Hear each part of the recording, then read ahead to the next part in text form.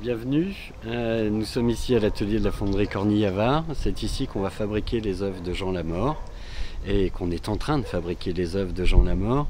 Et ce qui est intéressant, c'est qu'en fait, en général, quand on réalise une œuvre en bronze, il faut un vrai tandem entre l'artiste et le fondeur. Il n'y a que comme ça qu'on arrive à travailler, à faire du bel ouvrage. Et là, on est sur une reprise en plus petit des grandes plaques qui vont être posées sur les granites. Et celles-ci vont être posées sur les colonnes qui vont recevoir l'œuvre principale de Jean. Le travail du fondeur, c'est de préserver au maximum l'intention de l'artiste et de l'accompagner dans sa réalisation. Donc c'est ce qu'on s'emploie à faire chez lui. Alors le principe de la fonderie, c'est de faire une empreinte, c'est-à-dire en creux, dans lequel on va verser du bronze en fusion. Donc là, devant nous, on a deux moules, des œuvres de Jean qu'on va ensuite transformer en bronze. Alors sur des pièces très massives, on va avoir une autre technique de moulage, un genre de carapace, où on va emballer la cire jusqu'à arriver à une véritable carapace. On fera fondre la cire du modèle et c'est là-dedans qu'on viendra couler le bronze.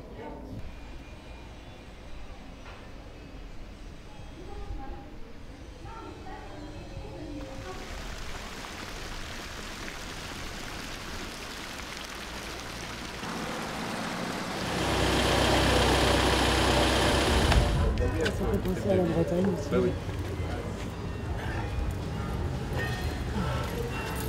Ouais, il y avait des lettres prisonniers, mais après, il n'y avait rien. Justement, il y a des lettres de compétences. C'est un ensemble de compétences qui se réunissent autour de la réalisation d'une œuvre en ce qui concerne la sculpture. C'est vrai que c'est assez différent dans cet aspect-là que de la fonte d'une cloche. Mais principe de la fonderie, on passe toujours du positif au négatif, du négatif au positif. Donc pour faire un trou, il faut un tube. Ensuite, on va enlever le tube et ça laissera un trou posé. Quand le four va être, on va mettre du métal à l'intérieur. Quand le métal va être fondu, on va faire basculer le four qui est monté sur des vérins, couler dans une poche de coulée comme le grand seau que vous avez là. Alors on en a de différentes tailles. Cette pièce-là, on l'a coulée hier matin. Et là, c'est la surprise, c'est de savoir si on l'a réussi ou pas réussi.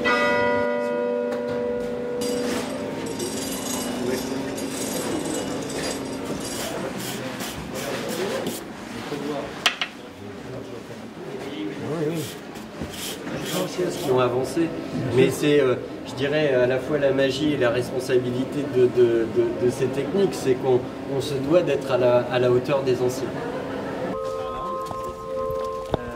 Tu veux qu'on commence par voir les granites? Oui, faisons ça. On va voir l'ordre. les granites d'abord.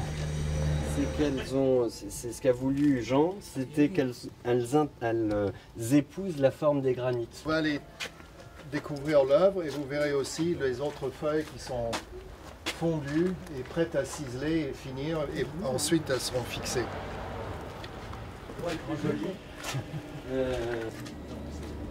Et tourner autour, hein, c'est beau, hein.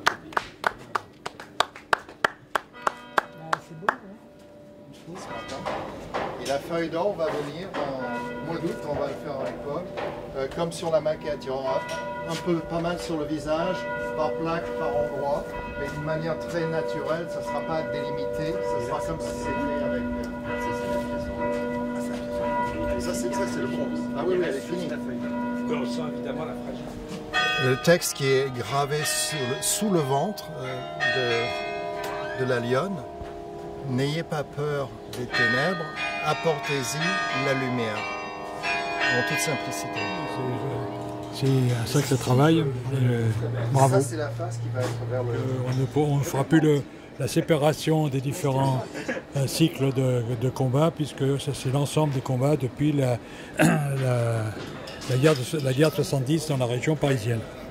Je suis ému d'abord du travail qui a été accompli par Jean Lamort, que nous avions avec les associations d'anciens combattants et avec les personnes intéressées par le devoir de mémoire à Chenevière que nous avions consulté, puis qui a progressivement construit cette œuvre qui se situera à un point stratégique de Chenevière, visible, faisant donc de ce qu'on appelle le devoir de mémoire aussi une reconnaissance de l'histoire.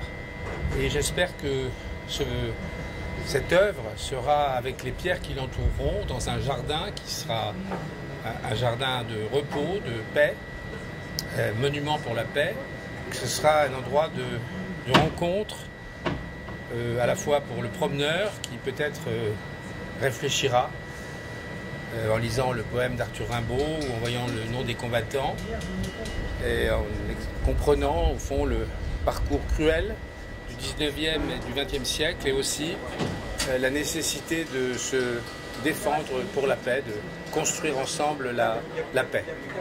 C'est peut-être un peu l'aboutissement d'une chose parce qu'il y a des années que l'on avait demandé à Chenevière quelque chose devant le monument mort pour marquer le respect que l'on doit à tous ceux qui sont morts pour nous au cours des années. Enfin, il y a quelque chose, ce n'est peut-être pas ce que l'on voulait, mais on ne peut rien dire puisque maintenant on trouve ça magnifique et je pense que pour les années à venir, les jeunes auront sous les yeux, auront à cœur à marquer le respect qu'ils doivent à tous ceux qui se sont battus pour garder notre liberté. Le début des discussions, évidemment, c'était avec Monsieur le maire, l'idée qu'il voulait transmettre une sorte de pérennité de l'esprit tourné vers la paix, sans oublier les conflits, les victimes qu'il y a eu, mais aussi une ouverture sur le présent et sur l'avenir. Et je pense que c'est une belle réussite et on verra ça à l'installation sur place, dans le square à Chenevière, où là on verra véritablement la composition de l'œuvre dans son intégralité, la sculpture principale que nous avons ici, et aussi les grands rochers, les dalles en granit, avec les grandes feuilles de sculpture symbolique qui donnent une liste les noms des personnes liées à chaque conflit, et aussi une feuille dédiée à le présent, le futur et la paix. Et c'est là qu'on verra la cohérence. En même temps, la relevaille. Oui, la possibilité d'une éventuelle relevaille. Et la protection de l'animal.